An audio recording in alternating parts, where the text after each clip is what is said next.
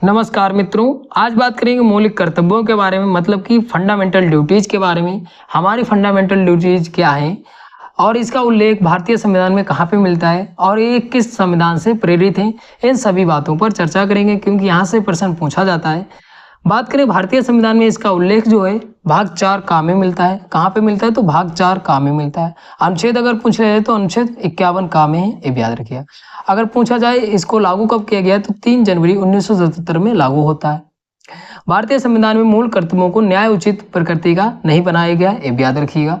आगे बात करते हैं इसको, जो मतदान है, मतदान जो नागरिक करता है वो फंडामेंटल ड्यूटीज के अंतर्गत आता है या नहीं आता है, तो उसके बारे में चर्चा कर लेते हैं। बात करें भारतीय संविधान के अनुसार जो मतदान होता है, जो नागरिक मतदान करता है वो फंडामेंटल ड्यूटीज नहीं है। ये पॉइंट भी महत्वपूर्ण है, पूछा गया पॉइंट है, तो ये याद रखिएगा। बात करें जो मौलिक कर्तव्य हैं वो कौन से संविधान संशोधन द्वारा जोड़े गए, तो ये संविधान संशोधन जो हुआ था वो 1976 में होता है, 42वां संविधान संशोधन। इसके तहत जो है मौलिक कर्तव्य जो है वो शामिल किए गए भारतीय संविधान में, ये पॉइंट भी याद रखिएगा। और 42वें संविधान संशोधन हुआ था, उसी में जो है जो प्रस्तावना है उसमें 3 शब्द जोड़े गए थे। कौन कौन से जोड़े गए थे? समाजवादी जोड़ा गया था, पंथ निरपेक्ष जोड़ा गया था और अखंडता शब्द जोड़ा गया था। तो 3 शब्द प्रस्तावना में जोड़े थे इसी संविधान संशोधन के द्वारा, तो याद रखिएगा। और इसी संविधान संशोधन के द्वारा जो है मौलिक कर्तव्य शामिल किए गए भारतीय संविधान में, ये याद रखिएगा। आगे बात करें जो फंडामेंटल ड्यूटीज हैं वो किस समिति के सिफारिश पर शामिल की गई, तो ये स्वर्ण सिंह समिति की सिफारिश पर जो है वो शामिल की गई थी, ये भी याद रखिए। और ये कहाँ से लिए गए हैं? तो सोवियत संघ से लिए गए हैं, ये भी याद रखिएगा। फिर यहाँ पे मौलिक कर्तव्य की एक सूची दी है, तो इसमें ये बताया गया है कि जो भारतीय संविधान है उसका आदर करना है, राष्ट्रीय ध्वज है, राष्ट्रीय गान है, उसका आदर करना है।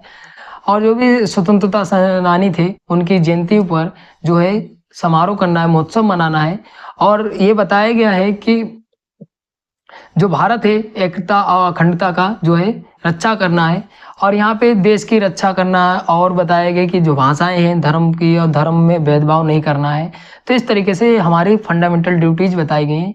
एक पॉइंट यहाँ पे महत्वपूर्ण बन जाता है कि जो पर्यावरण है उसको भी स्वच्छ रखना है प्राणियों के लिए, और झीलें नदियाँ वगैरह सभी जो है ये हमारी ड्यूटीज है। भारत में जितनी भी नदियाँ झीलें हैं उनको जो है स्वच्छ रखना है ताकि हमारा जो जीवन है वो अच्छा हो सके, ये हमारी फंडामेंटल ड्यूटीज हैं, याद रखिएगा। सार्वजनिक संपत्ति पे जो है मतलब कि हिंसा नहीं करनी है और सुरक्षा रखनी है। जैसे कोई इमारत है तो उसको गिरा रहे हैं कोई, तो उसको रोकना है, और ये हमारी ड्यूटीज बनती है, याद रखिएगा। एक ड्यूटी महत्वपूर्ण है कि जो माता पिता हैं, जो 6 से 14 वर्ष के बच्चे हैं, जो निःशुल्क और अनिवार्य शिक्षा के लिए जो प्रावधान किया गया है उसके तहत जो है शिक्षा का अवसर प्रदान करना चाहिए। ये हमारी ड्यूटी है। जो बच्चे हैं उनके लिए मतलब मूल कर्तव्य है हमारे, वो केवल भारतीयों के लिए है। जो विदेशी आके यहाँ अगर भारत में मतलब स्थान लेता है तो यहाँ पे उसके लिए छूट है। और बात करें जो मौलिक कर्तव्य है उसको प्रभावी बनाने के लिए JS वर्मा समिति का गठन किया गया था 1999 में, ये याद रखिएगा। ये पॉइंट पूछा गया है। फिर बात करें जो मूल संविधान था उसमें मौलिक कर्तव्य कितने थे? 10 थे, लेकिन 86वां संविधान संशोधन होता है 2002 में। इसमें जो है एक मौलिक कर्तव्य और जोड़ दिया गया, शिक्षा का अधिकार। तो ये याद रखिएगा 6 से 14 वर्ष के लिए शिक्षा अनिवार्य और निःशुल्क शिक्षा का प्रदान किया गया है।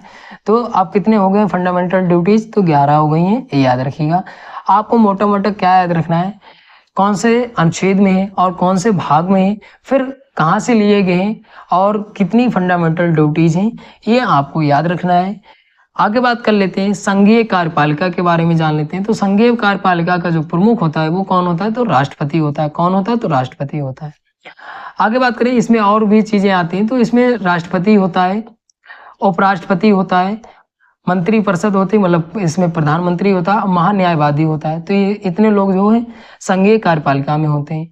बात करें इसका उल्लेख जो है मिलता है भारतीय संविधान में भाग 5 में मिलता है, और अनुच्छेद जो है 52 से 78 संबंधित है, ये याद रखिएगा। इसका उल्लेख पूछा जाता है और कौन कौन शामिल है इसमें, तो ये भी पूछा जाता है। भारत सरकार को 3 भागों में विभाजित किया गया है। कौन कौन से, आइए जान लेते हैं।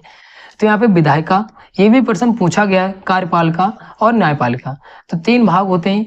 अब इसमें क्या है, विधायिका में कौन कौन सी चीजें आती हैं? तो राज्यसभा आती है और लोकसभा आती है। तो ये विधायिका में आती है। इसमें राज्यसभा में कितनी सीटें? 250 है, और लोकसभा में 550 है अधिकतम। और सांसद जो बनते हैं वो कितने बनते हैं? तो 543 सांसद बनने हैं। अभी 18वीं लोकसभा का चुनाव हुआ था, उसमें मंत्रिपरिषद गठित की गई है, तो 543 सांसद बने हैं।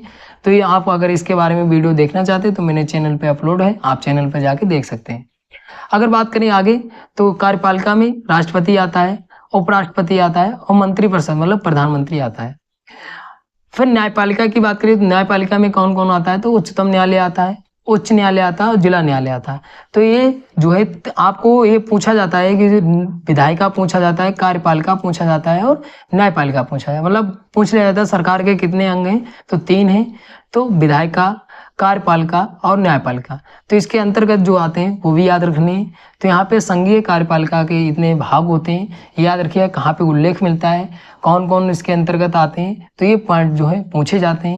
अगर आपको वीडियो अच्छी लगे तो लाइक शेयर कमेंट करिए, चैनल को भी सब्सक्राइब कर लीजिए ताकि आपको जल्दी से जल्दी नोटिफिकेशन मिल सके। मिलते हैं अगली वीडियो में, धन्यवाद।